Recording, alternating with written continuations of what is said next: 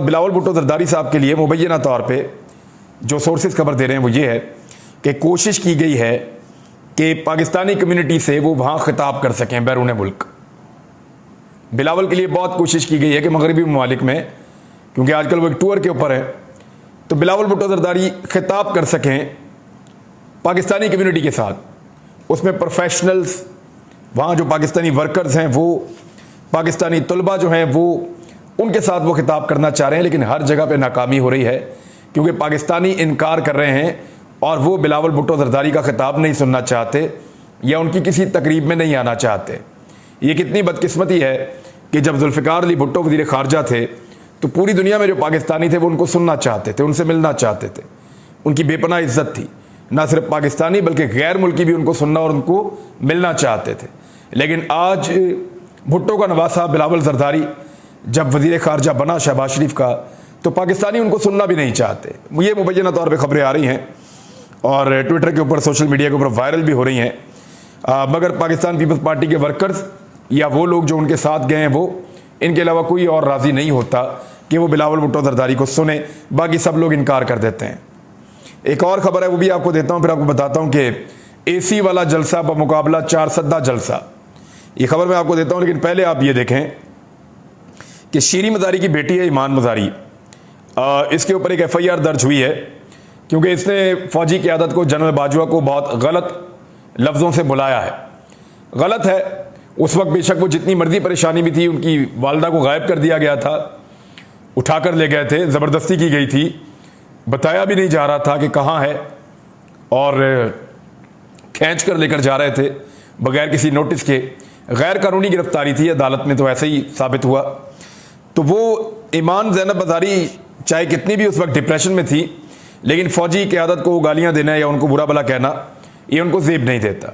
उसके बाद उन्होंने इस्लामाबाद हाई कोर्ट से ज़मानत करवा ली, लेकिन इसके बावजूद उन्होंने एक ट्वीट किया है और ट्वीट में उन्होंने एक तस्वीर भी शेयर की है।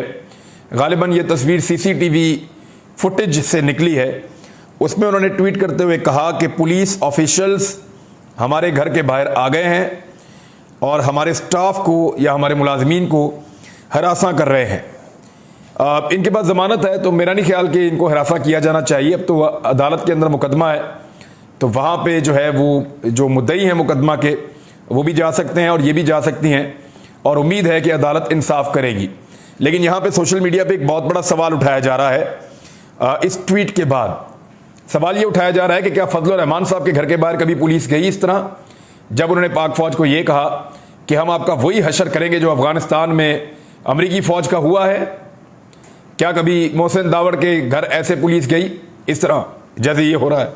क्या कभी मरियम नवाज़ के घर, चले छोड़ दें मोहसिन दावड़ को, वो लोग तो कई दफ़ा गिरफ्तार भी हुए हैं, क्या कभी मरियम नवाज़ के घर इस तरह पुलिस गई जिस किस्म का बुरा भला उन्होंने पाकिस्तान की फ़ौज को कहा है? क्या कभी परवेज़ रशीद के साथ हाल ही में इन लोगों ने जो कुछ किया पाक फ़ौज के साथ, क्या कभी नवाज शरीफ के पीछे पुलिस इस तरह गई?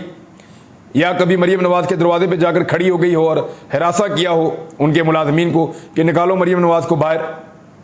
उनको तो ज़मानत भी नहीं करनी पड़ी मरियम नवाज़ को, उनके ऊपर तो मुकदमा भी नहीं हुआ, किसी ने दरख्वास्त तक नहीं दी FIR के लिए मरियम नवाज़ का जब मामला था। तो वो बेनज़ीर भुट्टो साहिबा ठीक कहती थी। वो कहती थी इस ख़ानदान के लिए पाकिस्तान में कानून कुछ और है और हम बाकी लोगों के लिए इस मुल्क में कानून कुछ और है। बहरहाल ये सवाल अब सोशल मीडिया पे बहुत उठ रहा है, इसका जवाब अगर किसी के पास हो तो ज़रूर देना चाहिए। नैब में जो तरामीम हुई हैं उसके ऊपर तफसीली काम हमने कर लिया है, वो आपको अगले एक वीलॉग में हम बताएंगे कि नैब में किस किस्म की नकबजनी की गई है और किस किस्म की भोंडी तरामीम की गई हैं और उससे पाकिस्तान में एहतसाब का निज़ाम कितने हद तक डैमेज हो जाएगा। ये एक और वीलॉग मैं करूँगा, उसमें आपको बताऊँगा। अब आप आ जाएँ इस बात पे कि मेरे एक सोर्स ने मुझे एक बड़ी अहम खबर दी है और वो खबर ये है कि PMLN की फ़िक्रमंदी बहुत ज़्यादा बढ़ गई है। उन्होंने मियाँ नवाज शरीफ साहब को ये पैगाम भिजवा दिया है कि इस वक्त मुस्लिम लीग नून की जो मकबूलियत है वो 2018 से भी नीचे जा चुकी है।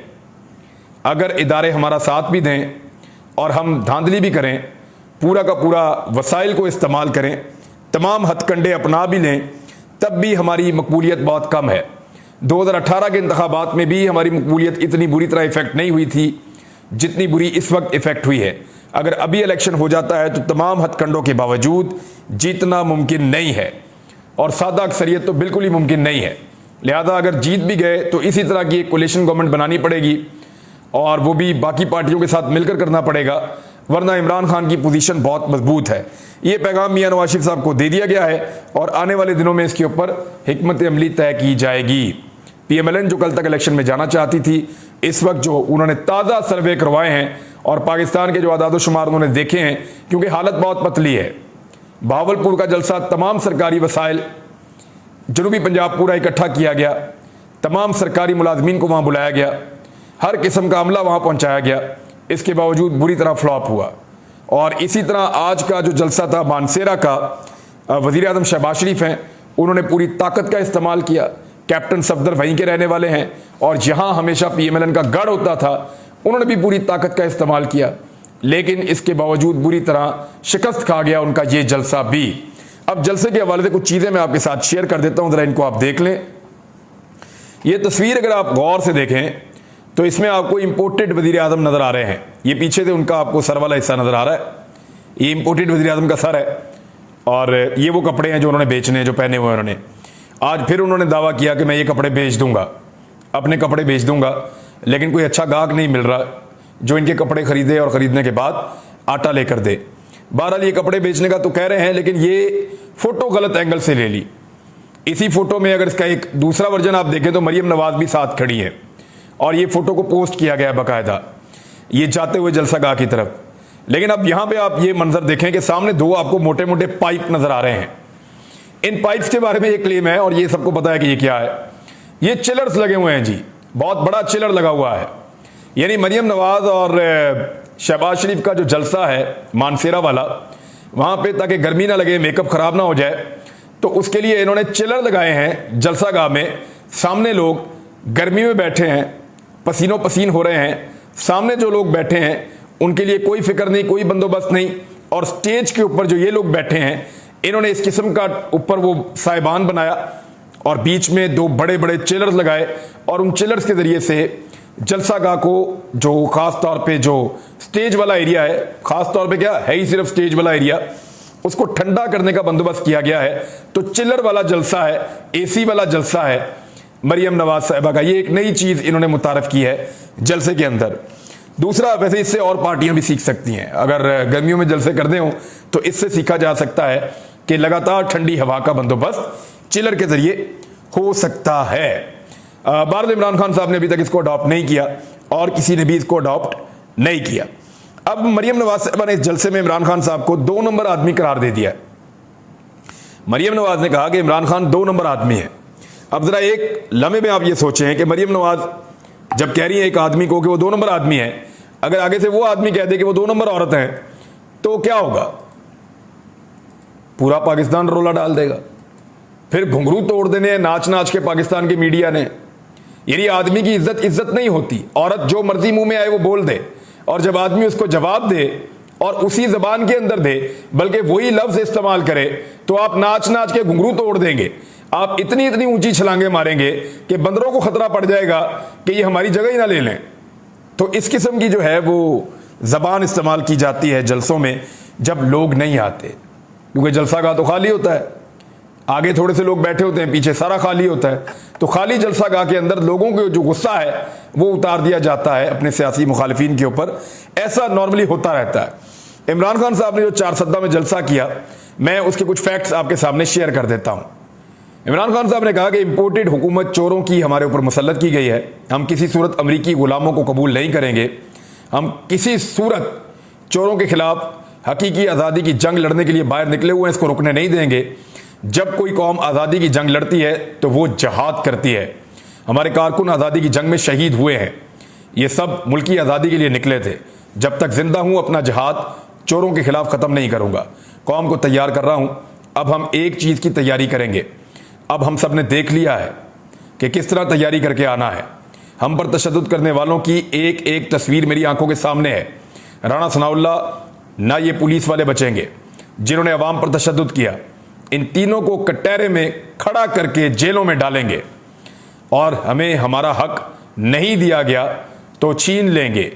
अब जब हम निकलेंगे इसके सामने कोई रुकावट नहीं आ सकेगी। सुप्रीम कोर्ट पुरअमन एहतजाज के हक के लिए जा रहे हैं। इंपोर्टेड हुकूमत जान लो, हम तुम्हें कभी तस्लीम नहीं करेंगे। इंपोर्टेड हुकूमत ने पेट्रोल और फजल रहमान की कीमत, डीजल कहते हैं वो, कीमत बढ़ा दी है। IMF से हुक्म मिला, इंपोर्टेड ने कीमतें बढ़ा दी।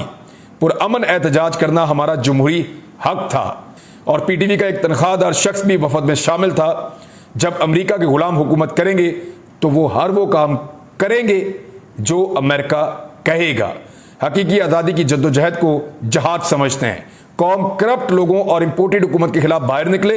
हुकूमत ने PTI मुजाहिरीन पर 35,000 आंसू गैस के शेल्स इस्तेमाल किए। इसके बावजूद लोग घरों से निकले। ये कौम वो कौम है जिसने खौफ की जंजीरें अब तोड़ दी हैं। ये है जी इमरान खान साहब का खिताब। आपके साथ शेयर करता हूं अगले व्लॉग में नैब के साथ किस किस्म का रेप किया गया है।